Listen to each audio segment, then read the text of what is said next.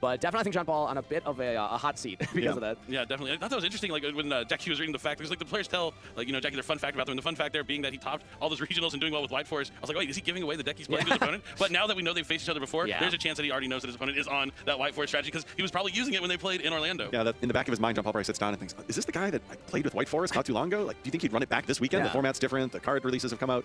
Well, there are sometimes just enthusiasts of certain decks, and if Sean has been playing White Forest this long, he's a clear enthusiast. What I think is a really interesting deck. Yes, it is a very fascinating deck. Synchro climbs incredibly well, utilizes its graveyard interaction too. And my personal experience with the deck is losing to it horribly at the LA Regional when I match up against it. It's one of those ones where you see the cards and you're like, okay, I understand the concept of this deck, but there's so many layered interactions you have to watch out for that if you truly master it, you can do a lot of damage, and it can be very difficult to play against. Yeah, we saw Rahan use it at the last YCS, and it was probably one of the coolest feature matches we had of the weekend, seeing all the things that the White Forest deck can do. Unfortunately, it does have some downsides, some like cards like Droll and Lockbird, but his opponent on the other hand is playing a 58-card Orcus Bestial Mitsurugi deck. That's what I like to see, man. Beansmith also, yeah, it's all in there. You have 58 cards, but that might benefit Sean here. 58 cards is going to be harder to see that Droll and Lockbird, which can be absolutely detrimental to the White Forest strategy. Yeah, exactly. But the 58 card big pile decks are very fun to see. We haven't really seen any on feature match so far, but the Fiendsmith engine just kind of goes into everything. The cool thing is the Orcus plus the Mitsurugi. There's actually a fun bridge between these two decks with the new Orcus cards coming out in the latest Battles of Legends set. So hopefully we get to see them. We tried to feature Orcus earlier in a feature match yesterday, and they didn't summon any Orcus cards. Yeah, so hopefully that changes today. It's tough when you don't see your main engine for your deck, but hopefully we get to see it here. A little disappointing, 58 cards. You can't just bump that up to 60. I know. At that point, I think you just got it fully committed. Like, is it that to put like a, somebody said it. Yeah, we're like you could just throw in like that grass looks greener or something. Go to 59. I mean, that actually would not be that bad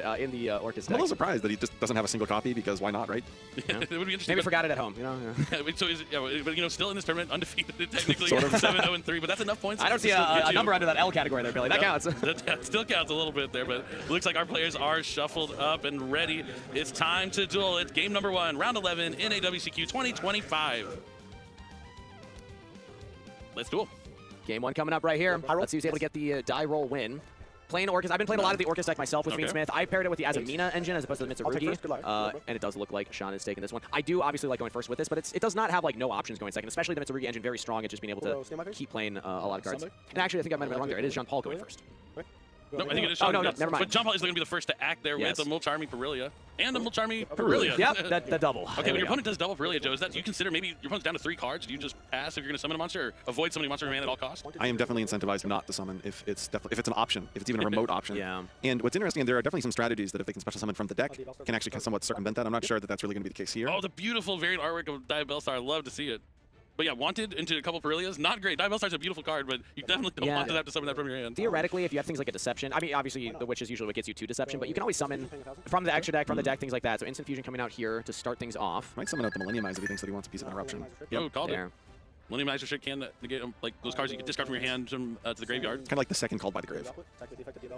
All right, going to send the Forbidden Droplet to summon Diabell's the White Witch. That's going to give Jean-Paul 2 fresh cards. And if it's normal or special, you can send a Sinful Spoils or Diabell card from your deck to the graveyard. He's sending Curse, the Diabell, to the graveyard. That's going to let him add Phila Diabell to the hand. Phila Diabell is going to let him access a level 8 Diabell monster from the deck.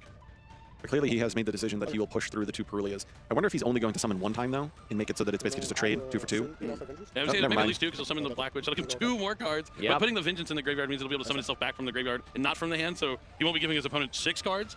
Like, at some point, you're going to give him so many cards, it's going to activate, like, the other part of Perilia where he's going to have to shuffle some cards back. Because it's going to be, like, how many cards on the field plus 6. I mean, Diabellstar Vengeance also is great interaction in 2 ways on your opponent's turn here. So we should be able to still make at least something here. Like we're not going to allow Jean-Paul to play too many cards. We're going to have multiple negates. We're going to have destructions. We're going to have things to do. So he sends a Droll and Lockbird there with Deception. That's rough. I'd be really incentivized if I had Droll to just pass and double Perilia. Oh, yeah. Or Droll yourself so you don't give your opponent an infinite amount of cards. But like as I said before the game started, Droll and Lockbird is one of the best cards against the White Force strategy. Yeah. So it's kind of hard to use Droll and Lockbird to cut off a Mulcharmy. But after drawing 4 fresh cards, Jean-Paul does have a Bestial Magma in his hand, but he looks like he might be going after that Diabellstar Vengeance. This is just the rough part, that when you're playing into double Mulcharmy, their odds of drawing these hand interactions, especially ones like Magma, that can be just so backbreaking and just increase, but every one of those just 2 draws off the top, 2 draws off the top. So it looks like he used the Millenniumizer Stick here to equip the Perilia. Discards effects and activate effects on the field. So, okay, I'll activate Magma. Magma's going to activate, so the Infinite Jean-Paul will be able to add a dragon. Hallowed Azamina is going to come up next, sending Deception, the Sinful Spells to the graveyard. You have to reveal, but just going to go and summon out anyway. Ryzeal will then search for another Sinful Spoils card. He's trying to spoil Jean-Paul's day here in the morning. He's going to add LZ Azamina of the White Forest, which is also always treated as a Sinful Spoil. Sure. And then Magistus Chorizo. Chorizo. Chorizo. Sorry. Yeah, it's early. It's breakfast. You know, get some chorizo and eggs, and that's what Sean is cooking up here on his first turn. But Nibiru, the primal being, is going to come that's down, rough. sending everything to the graveyard and going to hand Sean a token. And even with the Diabolical Vengeance banished, there's just nothing, I think, left for Sean here. I don't see any cards in hand. And meanwhile, John Paul has an incredible amount of cards in hand. I think he's going to have to shuffle back if he has more than 7. Okay, so so you could just go to end phase, let the Deception reset itself, but we're going to try and draw something here. So Sean is going to put that back. Where did all his cards go? Yeah. And it looks like a one-tip was just drawn. I think that's what I saw. Yeah. Ooh. That's not what he wanted. That, ironically. Oh, and maybe it is what he wanted, because it is a Sinful Spoil. So Wait a minute. It does let him use the Holiday Azamina to return a Sinful Spoil card to add it back to his hand. He did already activate one this turn, but he can still at least get into like a Sylvia here. Then Nibiru was, I mean, really what was huge was the double Perilia and deciding to just play into it. But with no other, I mean, you mentioned he had the draw lockboard, so he kind of had the chance to maybe pass and hope they're not playing Malice or something like that. Yeah. I think you just kind of have to risk it at that point. Oh, it's the ultimate rare Azamina Elisivia. Nice. Very pretty. So this card, if you're unaware of what the Azamina or White Forces do, you can quick effect tribute this card to negate a card or effect that your opponent activates. Doesn't destroy, just negates the effect. Doesn't negate the activation either. Definitely, and it's important to see that he's resolving the Perilias first, so after he adds, even though they put him to 8, he still wouldn't have to shuffle back anyway, but smart stuff to resolve those anyway first. Yeah, so for those of you who are playing decks with Magnamut and Perilia, which are quite a few of the decks this weekend, it is important to see that really ideal sequencing, just to maintain his cards in hand. So this is one negate and a very large Nibiru token, but I will say, I don't think that's a problem for Jean-Paul's deck to get through, especially with this. Yeah, you just have to Sylvia and hope that there's nothing else. Okay, pre-preparation of rights means that we are getting into the Mitsurugis regardless. Yep, it's going to be able to add Mitsurugi Mirror along with, looks like Amina Murakamo. Yeah, Ame is a fantastic way of clearing a Nibiru token. Yep. And then, I mean, you know that there's no interaction on Sean's side, so it's as simple as get to 8,000 damage. Yeah, it should not be that difficult to do. And in moments like this, Sean, when you're playing to the time, you could always just, as soon as you see that, just say, all right, I'm done, you know, let's go into game 2. But he is waiting around, seeing if Jean-Paul does have enough. I think the other thing is he wants to see what the complementary engine is with Mitsurugi, or if it's just pure Mitsurugi. Yeah. Yeah, because there's no way he has Orcus cards in his deck when they played back at YCRS and Orlando. No. If you're wondering why Orcus is back on the scene, maybe you haven't familiar, but Battles of Legend Monster Mayhem did release some brand new cards for the Orcus strategy that really put him back on the map. One in particular, Galatea I, the Link one, which the deck has been begging for years now, really has brought it back into relevance. I've been loving that deck so much lately. Link ones are pretty good, I hear. Searches the field spell, did you know? No, Link one that searches the field spell, never heard of that before. Yeah, Revolutionary. the Angling Gearsu is, when you first read it, it doesn't like surprise you too much, it doesn't shock you, but it does come up a lot. It's very helpful. And there we go. So not going to show any of the Orcas. Jean-Paul will just take game 1 win just with Mitsurugi and a Nibiru. I feel like whenever we put Orcas in a feature match area, they either lose and never play them or win and never play them. I'm really waiting for some Orcas monsters to actually get the field. It's like one, it only takes one Orcus. It does, it just takes one. It's like the lore. It's hiding in the Babel. You know, we're going there. We're going to get there eventually. We will meet up with the Orcas, but for now, we're in a different part of the story. Yeah, maybe game number 2, we can see them. Yeah. Mitsurugi really cleaning up there. I mean, those were on the back of those 2 most charming Perilias, and that's why if my opponent starts with 2 of those, I don't even want to give them 2 cards one time, let alone 3 separate occasions. Especially when you have that draw, like you were saying, Joe. It's almost like your opponent gives you the chance to delinquent duo them, and you're just, well, you know what? I'm happy with that. You can just go. I know, it can be scary, though. I understand why duelists choose to play into it, because so many decks, unless you know how many cards your opponent has in their deck, which you can't ask. I didn't hear if he did check or not, but like, Ryzeal just needs 1. Malice, sometimes 1, sometimes 2, but like, decks like Orcus just need 1. Mitsurugi needs 1. So even if they're down to 4 cards at the start of the turn, like, there's a lot of options for them to have. I will say, it's a good point talking about deck size. If you ask your opponent, they have 58 cards in their deck. Number 1, you might be upset that they do double Perilia in a 58 card deck, but once you get over that, then you might question, people that play 58 cards tend to play very combo-centric decks, which do tend to be weak to draw and lockboard. Yes. That's a clear indication that you're playing against a strategy that probably is, and then that would allow you to rule out Malice as the deck, which would actually make it so that that draw and lockboard may be single-handedly enough to at least buy you another turn, and then your opponent's playing with just 4 cards because they use double Perilia on the opening turn. So I think utilizing the fact that you're playing against a deck that's so large, 58 cards, may have been enough to use this draw and lockboard. Yeah, you really have to take everything into consideration when you're playing your game. And it's pretty obvious, too, that he has, like, you don't have to always ask. Like, you can kind of, it's a 58-card double sleeve deck. I'm sure it looks like a massive mountain there when it's on the delete. You can see him shuffling it here. It's not difficult. He's having some difficulty, yeah. I mean, it's one thing to place, like, almost 60 cards, but when they're double sleeved on top of that, that's a hard deck to shuffle. That's a massive Yugioh right there. What was worse, drawing the 1 Maxi out of 60 or drawing the double Perilia out of 58? Oh, it's probably... I think Maxi always feels bad. Yeah. Remember those stories, though? Yeah, you do the 1 out of 60. So lucky. Oh. No, we're going to have to reshuffle those decks. Oh, yeah. And, like, I just... No, reshuffle it. No, come on. We got to get a better shuffle of the deck. I mean, Jean-Paul's cool. He doesn't want to draw off. I guess. Yeah, I know. And that is the crazy thing, is that was a card. Can we reshuffle that deck? It's going to be a PE minor on accident for revealing information from the opponent's deck. Not a big deal. It was on accident. But we should at least at minimum reshuffle the deck. It's happened plenty of times when I play. My opponent's accidentally dropped the card while they're shuffling. All right. Nope, it's game number 2. We're ready to go. We were here till 11 p.m. last night. We're going to keep this show going.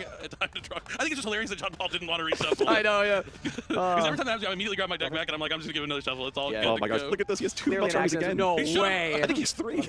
Oh, I guess so Perilia's going to start things off here again for Jean-Paul. Sean can't be happy about that. Jean-Paul's very happy that there was no reshuffle there. Wow. So I guess the lesson is, if you're at home and you're not drawing your Malcharmies enough going second, just play more cards in your deck. Apparently that's really the trick. I've never thought of it that way, but I'll give it a shot. Just go to 60. You'll open double every time. Here I am trying to get to 92%. Percentages and efficiency only takes you so far. Yeah. All right, so Diabell started the Black Witch is going to lead things off, discarding the Witch of the White Forest. Okay. I do love seeing all of these White Forest, Azamina, Sinful Spoil cards in Quarter Century Secret They're Rare. beautiful. And like Deception Sinful Spoil is, to believe it or not, one of my favorite cards. I really like the Azamina cards and what they do and how they look. And also that new variant artwork for Diabell Star might be one of the best variant artworks of all time. Yeah, it's up there. I kind of like the Classic myself personally, but you actually see the beautiful Classic on some of the banners around the arena today. It's just magnificent to see it. Definitely. It's going to add LZ to the White Forest. So it's going to be a second draw. An Ash Blossom was there used as well. Oh. Another Molcharmy. These cards are just coming out of Jean-Paul's hand and ruining Sean's morning. Right, first thing of the day. Only second round of the day. I think it was Jean-Paul that had won their previous match at YCS Orlando. He's looking to do it again here. I know. But Sylvie's going to come down and add Woes of the White Forest, Tails of the White Forest. And I will say, very impressive winning 2 games, if this is a second win, 2 going second into Azamina White Forest. The White Forest deck, when it gets going, is terrifying. The type of field it can set up, very, very powerful. Make this a tuner? Right, so it looks like Tails added the other LZ, Azamina the White Forest. You can use which White Forest to turn the other LZ into a tuner, and then summon LZ Azamina the White Forest. Or sorry, this is Stellar and LZ the White Forest. And now he's adding the LZ Azamina the White Forest to the hand. But this is just netting card after card after card. We saw in the previous game, this could lead into a Nibiru. Yes. Well, not anymore. Not anymore. Herald of the Arclight has hit the field, and now there's a draw from Fualos. Here's another draw. Yeah. Jean-Paul has just been drawing non-stop. What are the odds in a 58-card deck you can deck out your opponent? Not high, not high. Okay, all right. Oh, yeah, and he has a cross-out, but no Molcharmies. Probably, yeah, no Molcharmies. Oh, that's why I always keep one of each in if you're running the cross-out designated, just in case. Tough with just one cross-out designated nowadays. Yeah. That's But moments like this, man, it really hurts. I just like how Sean, he hasn't even hesitated. He's oh, like, no. You're going to draw cards. I'm okay with that every time. He is taking the Molcharmy challenge this weekend, that is for sure. All right, so Stellar's going to summon herself back from the graveyard. And lucky there's no Meow's active, but there is a Druis Worm. Yeah, you're just going to keep drawing into more and more interruptions as you go. You see, if your deck has an incredibly high ceiling like Lunalight, I can actually understand taking the Molcharmy challenge.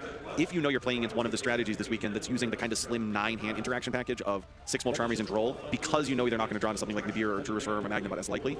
But here, we already saw in the previous game that Jean-Paul is in fact playing Nibiru and the Bestial. So when you try to take the Molcharmy challenges in these types of matchups where there's so many more hand interactions, you see what we're exactly seeing here, where the highest ceiling of what you think your deck can do is just not going to happen because your opponent's drawing so many additional cards. Yep, that Curse of Diabell is going to add Philodibell, and then Philodibell is going to add the Diabell Star Vengeance. He's just going to keep summoning and keep giving Jean-Paul more cards. How many do you think he's at right now? I have not been keeping track. I'm going to guess 12. I mean, he's used 4 cards from his hand and drawn like 3, so... Oh, okay. So he's drawn way more than 3. Okay, he's like it's 7 or 8, maybe. 8, yeah. I draw one. He's summoned from hand. He's drawing one every few seconds at this point. I do like, though, that he's got a Droll Mockburn in the back. Watch him still not summon an Orcus monster. Oh, I know. He draws 25 cards and no Orcus in sight. Like you're reverse jinxing. I am. I'm trying to. Well, with 58 cards, I mean, there's only so many Orcus that you run, so it's not unlikely that you wouldn't draw any. Or with this many, you're probably going to draw one. But like in a normal opener of 5 or 6 cards. So I think you just reset the Sinful Spoils of Slumber, which is an interaction. It's essentially a Book of Moon-esque effect. For special summon monsters. I like it a lot. No, it's great. I'll oversold the Molcharmies. I have 9. So if you're playing anything with Diabell Stars, that is something you want to include in your deck as an option. Yeah. Oh, wow. So he gets to keep all 9. Yep. So he has 4, 6. 6 plus 6 is 12. Morian is Book of Moon. And I know the one in hand is unknown. At least he has a card in hand this time. He's already doing better than he did in the last game. And a lot of interaction on the field, because the Nibiru was not used. Herald would have protected against that, of course, but... Oh, yeah. And also important to note, Herald has a lingering effect on the field. Any monster sent from the hand or main deck to the graveyard is banished instead. That's actually very good against both Mitsurugi and Orcus. So if we think about that card alone, Jean-Paul's going to have to find a way to deal with that, because sending a monster from your deck to the graveyard... We have an Orcus monster. Yes, on field, but it's going to get banished, right? Yeah, it's Herald of the Arclight hand. Yeah, it says a monster sent from the hand or deck to the graveyard. Oh, it's everything but the field, that's right. Yeah. It's banished. Yep. Looks like he didn't realize it. And that's the thing. Like, it really hurts. And yeah, that's tough. Yeah. I mean, you can still go into Galatea Eye, and then maybe go into like an SP to try and clear the Herald, and then play from there, but... Yeah, it's pretty clear that he was not aware that that was going to happen. Exactly. Everyone knows about the negation effect of Herald. You contributed to negate the activation of a spell trap or monster effect, but the lingering effect on field takes people by surprise. Yeah, I remember this is several nationals ago, or several NAWCQ seasons ago, but there were some variations of the Adventure combo deck that utilized the artifacts that would go into Herald on field to actually play around Forbidden Droplet, which was one of the main odes to kind of Halifrybrax, Artifact, Lancia combo, TG Wonder Magician that would go on. But you would have Herald out, so you would just play through Droplet, because if you use your kind of turn player priority right there in the draw phase of your opponent's turn, they're not going to have anything on the field or Droplet, so they would just have to have cards in hand. All right, so we're going to see Poplar of the White Forest come out here. Pretty sure has a quick effect to Synchro Summon. I'll activate Galatea. I'll banish. So Galatea Eye, this is the new Link 1 monster. Obviously, one Orcus monster goes into it, and then it has an effect on the field. You can discard a card from your hand to search for either the Babel Field spell or for a World Legacy card. And then also a graveyard effect. You can banish an Orcus from the graveyard to bring it back from the graveyard. Really, really powerful. Link 1. And a lot of Orcus players are electing to play the World Chalice World Crown, which essentially allows you to special summon it to a zone a Link monster points to, which is a way that you can turn one Orcus monster into 2 essentially Link material. Exactly. You can also search for World Wand, much less, high priority, but The idea here is it's just another link body on field to go SP and then the Druid Swarm as well. So Druid Swarm will be able to handle the Herald of Arclight. It looks like the SP Knight's going after the Sinful Spoils of Slumber Morion. And this is a really interesting position for Sean, because if he uses... I mean, there's no reason to use the Herald in the game, but if he uses anything, SP can then get more cards removed from the field, chaining the second effect. So looks like Chain will just resolve. And this is quick effect. We have normal summon for Jean-Paul, but with the Mitsurugi engine in particular, you can do a lot of stuff without your normal summon. I like to have it here. All right, Habakiri, you called it. Going to be able to reveal itself to special summon a Mitsurugi from the deck and then tribute to the graveyard. I mean, he drew 10 cards. I kind of expected that we're going to see all the engines here. And remember, we still have Fiendsmith. He didn't use anything like Engraver or Fiendsmith Tracks to get rolling on that engine yet. So it's rare that you wait for that one. Typically, you would lead with that, but maybe going in second, he's not as high priority. And this SP Little Knight's kind of like a double-edged sword here. Not only was it able to take out the Morion, it's going to check the Poplar of the White Forest as well, because Poplar White Forest lets you quick synchro, but you have to use itself as good point. part of the cards you control. And that's why I think Sean is checking right now if this SP Little Knight is going to be able to have to handle the Poplar, and it does. So at that point, it's really just the Diavel's Vengeance? Vengeance, yeah, Diavel's Vengeance. That's going to be our kind of interaction here. Unless we threaten the SP with that. Yeah, Sean's got a tough kind of decision tree here ahead of him, depending on what Jean-Paul does. Drone Lockbird. Droll does decent against when now that you already used the Orcust cards and you're relying on the Mitsurugi engine, Droll can help out a lot. And it shuts down, if there is Fiendsmith engine in Jean-Paul's hand, you're not going to be able to start off with that. You're going to have to go into like, we've already normal summons, so you can't just normal summon Lacrima. It'd have to be like Link into Moon to get into the line that way. Having drawn so many cards though from that first turn Perulia Wallows combination, there's a chance that he's just drawn so many different engine pieces that he might not need to search as much. He might just have enough cash remaining in the tank here. But we did see cards like pre-preparation right in the first game, so Droll and Lockbird, which is usually the case against 58 card decks, is a high leverage hand interaction. Yeah.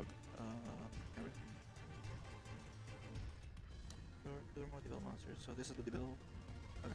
Reading the cards, it's always important to do this, especially in a feature match. Make sure that you know what your opponent's cards do.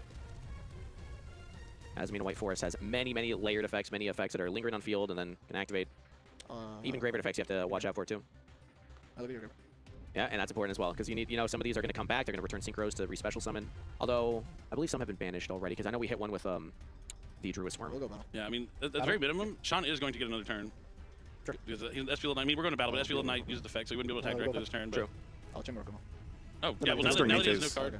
Yeah, Poplar's in the main phase. Yeah, kind of like the classic quick synchro effect where it's only in the main phase. But yeah, since Sean is sitting on no cards, Murakami is actually a little bit stronger than usual. Yeah. And that means that, Sean, whatever card you draw, you're probably not going to be able to activate. You're going to have to use it. Ooh. Just takes out the Poplar Light Forest. Now he's going to link away the SP Little Knight and the Murakami to summon Moon. Okay. On the summon Moon, we'll go Sylvie the White Forest target. Yep, and this is what you always have to keep in mind the graveyard effects as well, because we can return the synchro to re-special summon Sylvie. Elzette tap back to hand. Yep. Elzette goes back to the hand, and Moon is going to the graveyard for a link summon for Fiendsmith Requiem. And I didn't notice, did we ever Galatea I search for the Babel? I don't think we did. So maybe we hard drew it, because the draw would have come down much earlier in the turn then. So I'm going to assume we hard drew the Orcus Babel. I don't think he did, just because we saw from the beginning of the game. Oh, good point. There's still a chance it ended up near like the top of his deck. Since he drew so many cards, he definitely could have brought into that. But the idea of Orchestrated Babel is that then your Galatea I can activate its effect to bring it back during your opponent's turn, and if you have things like the Crescendo in your deck as well, that helps you out. But sometimes the Orcus decks are less prioritized on using the robust Orcus engine and more just focused on using them to bridge into Mitsurugi and Fiendsmith. And going second, it's unlikely that he has Crescendo in his deck as well. Yeah, you would always side that out. I'll go Requiem to All right, Jean-Paul's trying to clean up the field here a little bit. That's interesting. I'll go Effect the Sun. Okay, yeah. Okay. Looks like he might be freestyling. It looked like he was about to make like a Necro Quip, but he definitely equipped the Requiem to the Engraver instead of the Lacrima, but takes out Diavel's Vengeance. Yeah, typically that would turn into, like you said, Necro Quip into a DDD Wave Hiking Caesar, but we're trying to clear out some of the board first. And I mean, with these two, it's a 6 and a 4. Maybe something like a Chaos Angel could come out. Nope, looks like it's going to be Fiendsmith Sequence instead. Okay. So we're going to be Fusion Summoning. Now, we saw some Fiendsmith decks in the feature match era yesterday that had to really cut a lot of the utility Fiendsmith cards from the extra deck just in order to fit the amount of differing engines in those decks. So it's good to see some of the other Fiendsmith cards make their way into the feature match area. I love using the more robust Fiendsmith. I know that you save 2 extra spaces by taking out Sequence and the Desiree, and you're just using them for the DDD Wave Hiking Caesar lines, but it feels so good having a Desiree, especially into a deck like White Forest here, that you actually get a lot of value from negating on-field effects. The one that I think I like the most is actually the one that you basically have to cut. It's a Gum Day. It's kind of like the 16th card on the list of ones if you were to make it, but that's okay. Desiree gets so big. I know. He'll still be big enough here. Untargetable as well. You can negate 2 active effects on the field because you have 2 link materials worth equipped to him. Oh, are we actually doing it? Wait, this is not what I was expecting. Ah, the Necroquip instead. Okay. So now he's going to probably use the Desiree Graveyard effect to take care of one of the monsters on the field. Interesting. So we're not going to stick with the Desiree on the field. Wants to get rid of the Deception. I mean, he is playing with full information. He knows all of Sean's cards at this point. And he has so many cards at his disposal. It's kind of picking through them one by one. I mean, Deception can reset itself in the end phase. I'm just looking at the effect. It doesn't mention your end phase. It's just during the end phase. If it's sent to the graveyard, from the spawn trap card zone. Oh, wait, while face up. Never mind. False alarm, everybody. Alright, draw turn. Yeah. Wow, 2 Molcharmies discarded during the end phase because Jean-Paul has too many cards in his hand. That's pretty crazy. How funny would it have been if he had actually cleared his own field at some point and then been able to redo it? That would have been hilarious. It looked like that might have been something he was trying to go for with Honestly, the way yeah, he was like whittling down his own field. But he's like, please clear my Necroquip. Please do it. He might just be trying to combine Necroquip with some hand interactions to draw additional cards. Not that he needs more, but maybe he actually still does need to draw more cards. Because he partially got through Sean's field, but I think Sean's probably feeling way better now than he did the moment those 2 Molcharmies came down on the opening turn. I'm amazed that Sean has this many materials still to work with on the field based on how many cards Jean-Paul drew. Yeah, I saw Sean draw this card. This is a throwback. This isn't Sales Ban. This is the OG Prohibition. The original, you can't play that card. Declare a card name, your opponent cannot activate it. So great for things like Nibiru, if we're going to go like really wide here, like draw Lightbird, if we really need a search. It's looking like Sean might be able to win this game. Yeah. He gave his opponent so many cards, but that's showing why he didn't hesitate when he was thinking about having to play the little Charmies. He wasn't flustered. He was like, nope, I know that this happens all the time. I'm just going to keep going. I'm going to let you draw 6 or 7, 8 cards. Did anyone hear what Prohibition called? What name Sean said? No, I wasn't able to hear it. Yeah, I didn't catch it either. It was probably Nibiru. Yeah. I would guess. Especially because the Nibiru was so impactful in game number 1. What's interesting here is Sean actually plays Sales Ban as well. So he's going the full. We're going to prohibit and ban hand interactions I don't want to see. Chain link 1. Going to summon Silvera here. Chain link. Going to put that Necroquip Princess face down. Draw off the Ash Blossom. Just draw off the Necroquip Princess since you used the Ash Blossom. Yeah. No, Ash Blossom's not quite that good in Yeah, there. imagine if you got to draw a card after you used it. Or, no, sorry, 3,000. Okay. So it's like 2,000? Yeah. Yeah, it's double damage from this. 24. All right, Sean's going in for some damage right now. Let's see how much he's able to get. 3,000. Is this 8,000? I haven't done the math myself. Yeah, I'm pretty sure it's enough, yeah. There might be, Sylvie in the graveyard, let's say. Quick effect Sylvie, boom. And Jean-Paul accepts it. Wow. That is a game win for Sean. What a battle. That is crazy. Double Molcharmy. For the game 3. Wait, you're not. 2 games in a row. Wow, grinded through 2 Molcharmies. And now going into game 3, you can't imagine that Jean-Paul's going to go second, so the Molcharmies will be in his side deck, which might mean we can see the entirety of his Orcus package instead. And I will say, this deck going first, if it is uninterrupted, which rarely do you get to play uninterrupted, but if it is, I can do some crazy things. 1 Gears through the Orcus Mech Knight can set up a fearsome board, and then you reveal Habakiri, and you just go up into Mitsurugi stuff as well. Very strong. I'm really hoping to see the Orcus cards in action, because they only got like a couple new cards in Battles of Legend, but they're so impactful to really bring the strategy back into the limelight. Go. Well, sometimes all it takes is 1. I'm thinking about Prank Kids, for example. Sometimes you just need a link 1, and then you're good to go. You can actually play the deck. A pretty good card. Bring it back. 58 cards, though. I will say it's hard to draw some of the Orcus engine, because yes, you have 3 Gear Suits. You're probably going to be on 3 Hardpores. Things like Foolish Burial are often common in this deck as well, but there's not an easy way for the Mitsurugi cards to bridge in unless you're trying to go for like a big rank 8 vampire, like a zombie vampire play or something like that, which is less common. You can actually Dingirsu. That's the bridge. Oh, 2 level 8s. yeah. Yeah, the 2 level 8 rituals can Dingirsu into the old school Galatea. All right, well, you learn something new every day. I mean, yes, the vampire is another possibility. I'm not sure he's playing it, though. Yeah, it's less common. I've seen things like the Horus engine played alongside Orcus to try and do that route, but it's a good shout out there. You can still go into Galatea, but then that can only get you into really the World Chalice, World Crown, which can get you to the Galatea, and like you don't have much to do with just that. Because again, yes, you get to the Link 1, but the Link 1 itself doesn't get you into the rest of the engine in a very clean way. You really do want one of those other starters. I think you end up with Galatea SP Prayers Crescendo is one of the lines you can make if you want to do the bridge, which is pretty reasonable. I love it, though, when you're able to get the Dingirsu engrave with the Babel, with the Symbol Skeleton, be able to summon the Ding on your opponent's turn, non-targeting, send to the graveyard. Very powerful. But now, Sean is the one who's going to be going second here for the first time in this match. It's going to be his chance to activate some of these Molcharmies from the hand, hopefully, to slow Jean-Paul down, because, I mean, Orcus does play into, like, all of the Molcharmies. You're going to be summoning from hand with, the World Legacy monsters, including, like, your normal summon as well. You have the Mitsurugis. Meow's is good against the Orcus monsters, as they're summoning from the graveyard a bunch, too. And, you really, any Molcharmy will help Sean out a ton here. Yeah, it's interesting how so many decks can just do this bridge back and forth. Like, the Mitsurugis can bridge the Orcus, and the Orcus, if they open Gears, you can bridge into the Mitsurugis as well. It's interesting. We see this strategy able to do it. Obviously, we've talked about Ryzeal being able to do it with some of the cards in the extra deck, the Feral Imps, for instance. So just really fascinating how many of these decks this weekend can just bridge their 2 engines so effectively. The one thing about the Orcus bridge, as opposed to something like the Ryzeal bridge into Mitsurugi, is that if your opponent's on Bystials, they can actually hit the Hardcore and stuff in the graveyard. It does slow it down a little bit, which is why I like that it bridges, but it's one of the easier to hit bridges, I would argue. But still, it's an option, which is really, really cool. All right. Players have shuffled up their decks. I love those beautiful YCS top cut sleeves there. Yeah, those are great. They came out really nice. I think it would be fair for Sean to draw 2 Molcharmies, honestly, after what he had to go through those last 2 games. Are we cheering for him? Usually we're not cheering for that, but yeah. I'm not cheering for any particular player, but Sean just had to sit through 4 Molcharmies activated on his opening turn. Less of cheering, more of a sense of justice. Yeah, put it that way. Hey, that game 2 was incredible, though. I mean, to play through the Molcharmies, not even hesitate, and he knew that he would still be able to win the game, but he's going to need to win this 3rd game if he wants to move on with a chance to make the top cut in the last round. I'll go first. Good luck. Game 3. Start. Jean-Paul looks to be going first here.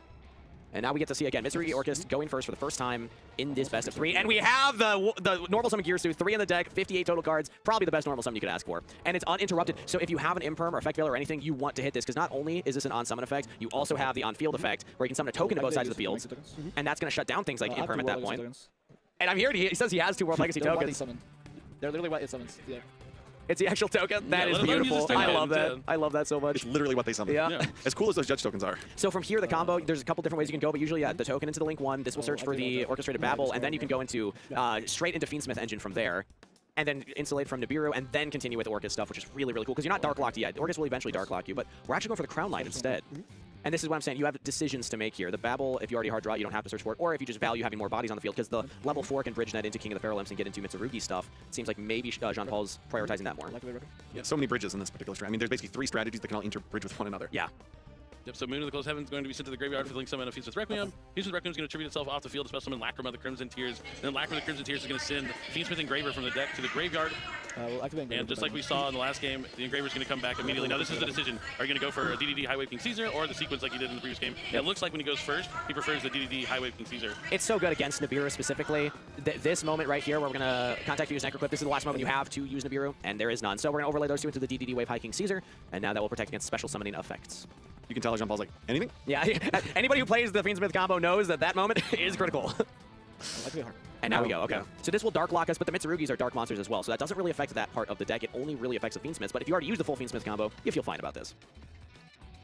So Hardpore's going to summon another copy of Mekk-Knight Gearsu. So we're just going to go for another level 4, and here we go. I'm expecting King of the Pharaoh Limps, and there it is. And now we can continue the bridge. Look at that, Orcust goes to Fiendsmith, and also Orcust goes into King of the Pharaoh Limps, which goes to Mitsurugi. This is why the Orcust cards had so much excitement around them when we saw that Link 1, because suddenly now it gives so many options for how to play the deck. Now you understand why he's playing 58 cards. You know, it's just such an astronomical number when you're trying to play sometimes as close to 40 as possible, but all 3 of these packages can just, as we've seen in this particular game, one leads to the other, which leads to the other, and they all have differing purposes, right? The Fiendsmith cards are what insulate you from Nibiru with High King Caesar. You're going to have the Orcust cards, which will potentially provide you a counter trap during the end of this, which just gives a very unique type of interruption. And then, of course, the Ritual. The Mitsurugis have such a unique form of interruption with the board clearing effects as well, and hand disruption. So this package, just kind of the combination of all 3 of them, just provides so many layers of interruption by the end of this opening turn. The current line that Jean-Paul has decided to go through tells me probably less of the Orcust end field and more of just the Mitsurugi plus DD Wave High King Caesar, unless, again, you draw the Crescendo or something like that, then the Galatea Graveyard Revival effect is big, but expecting more of it to just be Mitsurugi plus the Wave King Caesar, and then next turn you'll have some more Orcust stuff to do. And that's another great thing about Orcust, is it just keeps playing on your next turn. If your opponent doesn't hit it with Visuals or stuff, you always have cards to activate from the graveyard. All right, Mitsurugi Prayers is going to summon from hand by attributing from deck. The Kusanagi is going to add the prayers back to the hand. Masu is going to allow him to search out another copy of Harakiri. I'll go deck. Now he's going to summon from deck, attributing off the Ame no Murakamo. Summon from deck, and the Ame no Murakamo will come back and add a Mitsurugi card.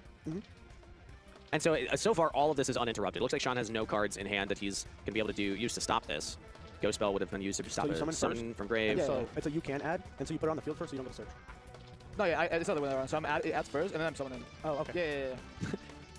Duelist making sure they know the correct order of the effect activations. Mitsurugi Mirror is then going to send...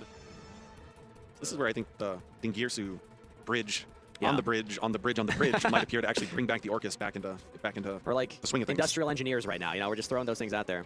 Adds great purification to the hand as well. Yes, this is going to be probably IP. Yep. Again, another dark monster. Remember, we are dark locked right now because of the Hardpore, but all the Mitsurugi cards are dark monsters. IP, a classic dark monster. We're using the Galatea, banishing from the graveyard to summon. And from here, we can either go into the original Galatea or that Dingirsu. We are just going to go into the original Galatea. I'm assuming here. There it is. Makes sense. Yeah, so at the end of all of this, he still has the ability to access Crescendo. Yeah. Very powerful field. So he did find a way to get there. I forgot about he had not used the Galatea graveyard effect yet, so he had a very clean way into Galatea to get to that Crescendo. 3 other back row as well. I think it's so cool. I think it's so cool. This deck searches 2 like the gates and the forms of trap cards, the Crescendo and the Great Purification, just for the extra layer of protection. Just in case. Like this is a tough field to break. Oh, this is very. Yeah, that's what I'm saying. This is impressive. It's good board.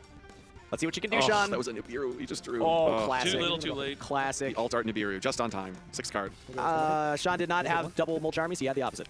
And he still has access to the Ame no Murakamo coming back from the graveyard as well. He just looks like he has 5 engine pieces and that ill-timed Nibiru. But, you know, if there's anyone that's going to be able to navigate this really complex board with White Forest, I think Sean's probably up there at the top of the list. He's been playing this deck for so long. You hear him just say, I really hope you don't have Droll. Yeah, right. That almost makes it seem like, you know what, I actually think I can break your board. It's the cards in your hand that I'm afraid of. And if you don't have Droll, I think I can get through this. If I'm Jean-Paul, I might just not even use the draw. I might be like, you know what? I want to see what I'll give you one. do. I'll give you one here. Obviously, no. Both these duels trying their best to win here, but we do get to chain the DDD Wave Hiking Caesar. It will negate an effect that special summons. I was hoping that was something like Forbidden Droplet to really break into the field, but it's going to be a wanted, which is still important to chain to the Hallowed Azamina, because you have to send a Sinful Spoils for the Hallowed Azamina, even though it's negated. But normally you would chain the wanted, so you can send it for the Hallowed Azamina since it's on the field. That might be a droplet right there in his hand. Is it going to be a droplet? It Does he might have be. one? Oh, It he has a is! droplet. So he's going to be able to send the Hallowed Azamina plus other cards. Okay, maybe we spoke too soon. If he has a trap card, this is huge. He needs to send a trap card with this. He has to, because otherwise the Crescendo can stop this. Or the Great Purification. Yep. He just doesn't have one. No. I thought that was another Sinful Spoils card, so it wasn't quite just Nibiru plus 5 engine. It was Nibiru 4 engine and a very powerful board breaker. It just might not line up well enough against these traps. He said no more cost, and that means no more trap, and we will negate and destroy. Results? Almost. Still one. Yep. And it's a subtle thing, but I do like that he used the Purification instead of the Crescendo, because Crescendo being a counter trap is just a little higher, you know, spell speed there. Could come up. And now, of course, we also get the tribute effect of Mitsurugi comes back and also searches for another Mitsurugi card. As good as Forbidden Droplet is and has been historically, whenever there are decks that allow you to search a counter trap during the course of your turn, or just a trap card in general, it's always been tough for Forbidden Droplet into those environments. It's one of the reasons why it's not the most popular right now, because there are a lot of decks that do something very similar to this, Mitsurugi being, of course, probably the most popular. And we are running the Fiendsmith in Paradise. Love to see that. I mean, if you're playing 58 cards, you can kind of fit all the one-ups that you have want to draw. space for it. Crescendo, Yeah. basically all the trap cards, all the engine trap cards. It's actually kind of funny when you think about it. He has one trap card For each representing one. each of his 3 archetypes. He's got a Fiendsmith one, he's got obviously the Mitsurugi one, and of course the Orcus one. He doesn't really want to draw any of them, but he's certainly happy to utilize them in their proper positioning, as he's been able to do here. So Sean's going to send Nibiru, the Primal Being from the hand to special summon Diabellstar the Black Witch. Let him set, Subversion of the Simple Spells is what he's looking at here, but he might go for Moran. I'm imagining Jean-Paul is deducing that Nibiru was drawn for turn. Yeah, as soon as that set, IP can now go into SP and then get rid of that Subversion. Typically the line you go for here. Does look like that is what Jean-Paul is going to do. SP Little Knight. Oh, he's going to go after the Black Witch instead. No response. IP has always been one of Orcust's best friends. In sort of the original deck, you'd always threaten something like Nightmare Unicorn, like we see here. So, Do You don't have to upgrade discard to cards SP. for Yeah, I SP, would say the upgrade in many ways, because you get the SP banish and then sort of the additional interaction. And we still that SP have... offers. D-Bell's paying cost. Oh, we're sending the Subversion for cost for D-Bells. Destroy? Yeah. And is that one card left in Sean's hand? Wanted? I'll chain Ash. Target? I'm not going to even let him draw a card here, since you have to beat me with that last card here. It's going to be LTEP, but he has And the Crescendo Crescendo. to negate, leaving Sean with no cards. Sure. Why is he, does he have something in his graveyard that does anything? No, right? Phase? Yeah. Okay. Sure. Gets to He's set gonna the play to the deception. end. Yeah. I would just tap my opponent's deck at this point. There is 1 minute left. Jean-Paul can literally enter battle phase and just switch everything, attack. I'll normal heart. And that's going to be it. John Paul's going to take it and move on 8-0 and 3. But if he wins the next round, if he has 9 wins, that'll still put him in prime position to make the